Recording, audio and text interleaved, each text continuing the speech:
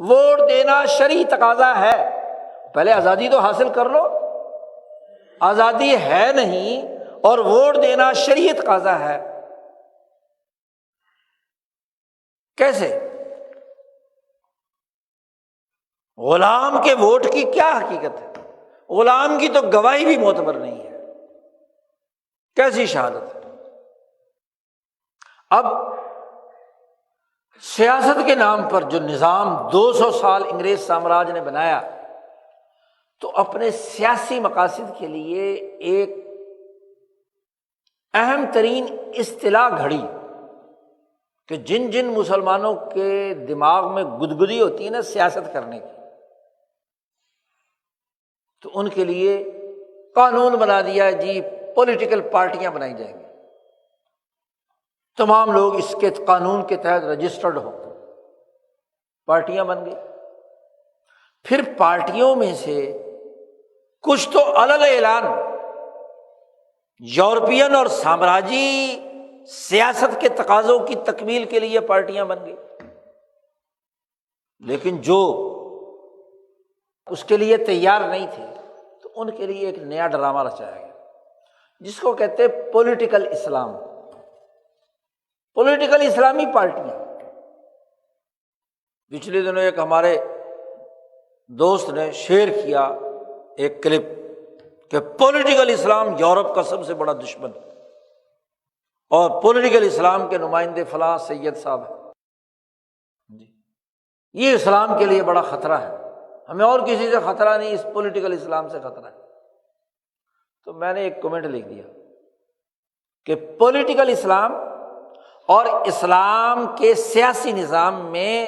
اتنا ہی فرق ہے جیسے زمین اور آسمان، زمین اور آسمان میں فرق ہے۔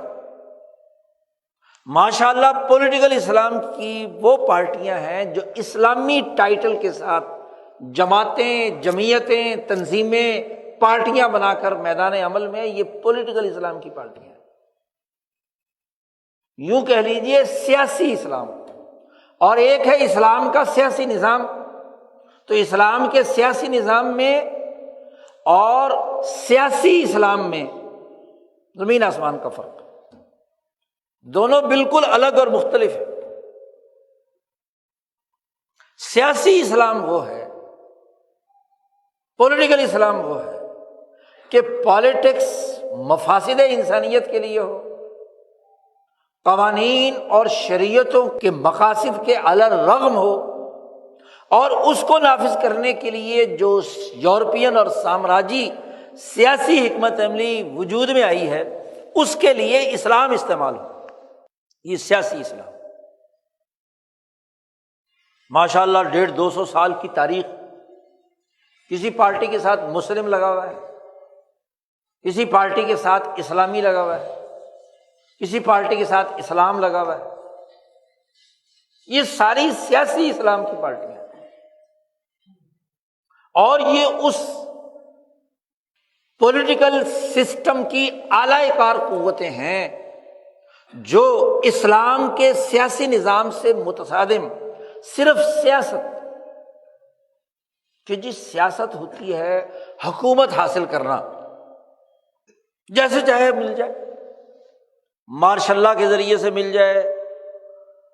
الیکشن میں دھاندلی کر کے مل جائے، مقتدر قوتوں کی اعلی کاری سے مل جائے،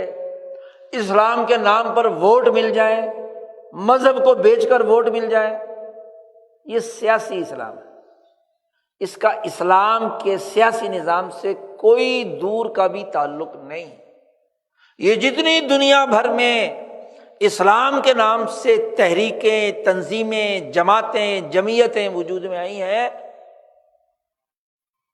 یہ عالمی سامراجی سیاسی نظام کے ماتحت ہیں، بلکہ جتنے ممالک بھی وجود میں آئے ہیں، عربیت کے نام پر ہوں، اسلام کے نام پر ہوں، یہودیت کے نام پر ہوں، مذہب کے کسی نام پر بنائے گئے ہوں، وہ اس عالمی سیاسی نظام کا ہندو ماڈل ہے یا اسلام ماڈل ہے یا یہودی ماڈل ہے یا عرب ماڈل ہے، اس کا اسلام کے سیاسی نظام سے دور دور کوئی تعلق نہیں۔